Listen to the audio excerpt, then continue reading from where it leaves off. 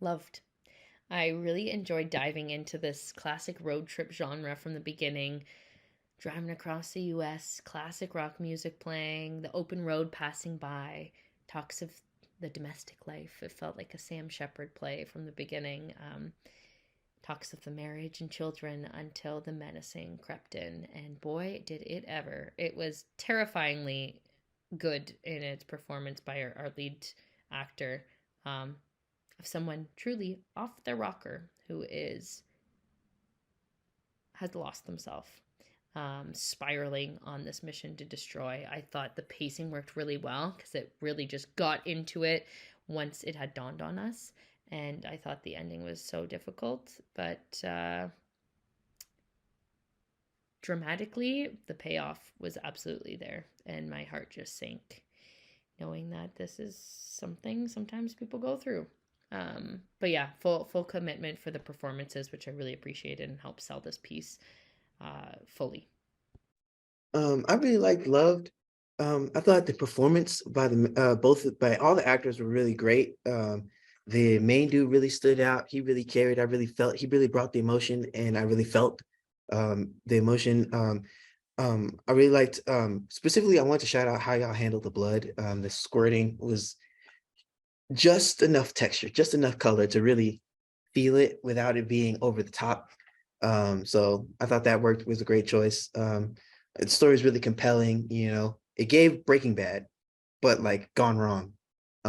So yeah, I really liked it. Great job. These reviews for Loved. This film is so realistic that it is even more terrifying. 100% plausible story with the internal monologue this individual is going through after a shocking situation that he's trying to process. His reaction is taken to the extreme, not cutting any slack. He just wants revenge, and it is quite scary. He's relentless on that. Great special effects. I enjoyed it a lot. It is quite terrifying. Loved. This was a very intriguing short. I really did not expect a shocking ending. I really liked the escalation. The main character talking to a framed photo, trying to be, how can I say, try to keep it cool in the beginning, and then escalating and just promising to kill her, and then asking for forgiveness, and then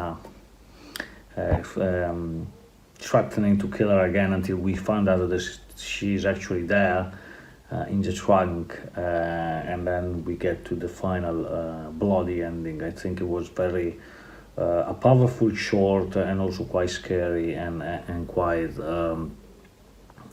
terrifying. The main character interpretation is absolutely brilliant as well, and the choice, the direction, and the photography choice used are also pretty engaging. I think overall it was a very well done production. Congratulations.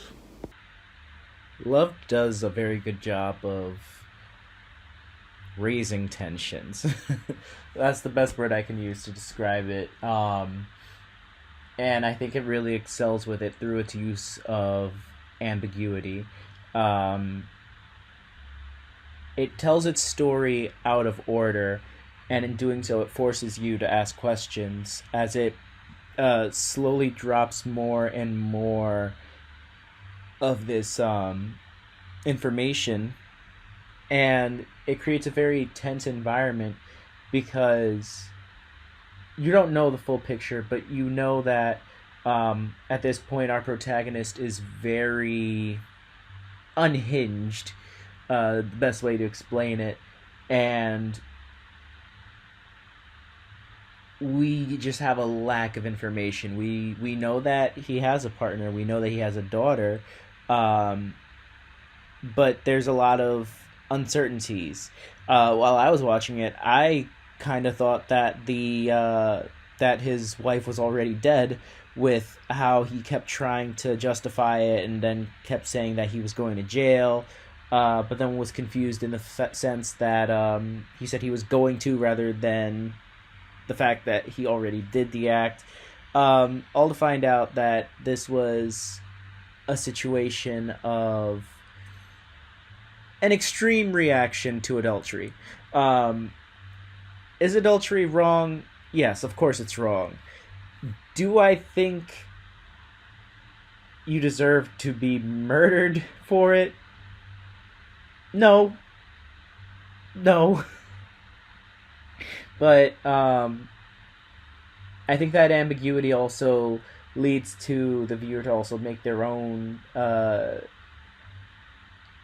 come to their own assumptions in the matter of there's a lot we don't know. Where were they in their relationship? Was he always like this, or was this one of those things where it caused him to snap? Personally, I feel like with the context that they give, it gives you a seed of a little bit of both in a sense.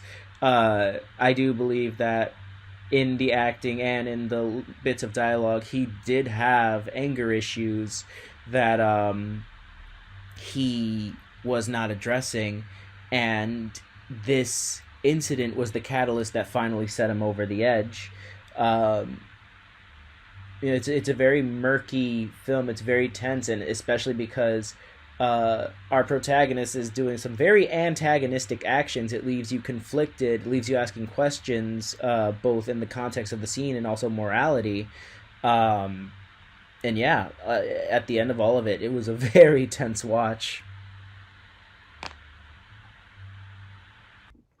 It's definitely a very interesting case of somebody making themselves the hero of their own story, and how bad people who do bad things don't think of themselves as bad people. You know, we definitely get into the rationale of this guy's head, and how everything he's done, killing two people and eventually killing himself, just seems to be okay to him. You know, he's rationalized it all out. His anger seems to have made it all okay, and he's got a warped sense of love. You know, the title really works for love, for better or for worse. You know, what that has to do with is what he thinks is love, his definition of it, which is, you know, really warped and terrible. But it's a horror movie, so horror thriller. So there you go. It's got to be warped and terrible. So yeah, good job by the performers. It was nicely shot, nicely edited, well written. Just a really good use of music, and score was great. So yeah, excellent work. Good luck with this. I hope it gets out there and gets seen. Till death do us part is the common phrase brought upon time and time again within this short. Through the use of our leading man, you can tell from the way he presents himself that there's something a little bit off about him. I notice his hands are dirty, literally a layer added from the hair and makeup department. He spends his time talking to a photo of her as the story unfolds as to how did we get to this particular moment in time, alluding to the possibility that this girl might be dead, all thanks to a hero prop. This dives into the world of monogamy, adultery, betrayal, and ultimately a murder-suicide pact made upon the words of I do. Most of this story is told with minimal location moves, although I am curious as to why they decide to tie her up and drive her to another location when ultimately the lead actor is only going to finish what he started. It doesn't ever waver that he's struggling with this premeditative decision. The shot of the neck gag is pretty sick. I feel the credits could have started rolling at the sunrise or have the bodies with the sunrise. Don't think including both of these shots here were entirely necessary.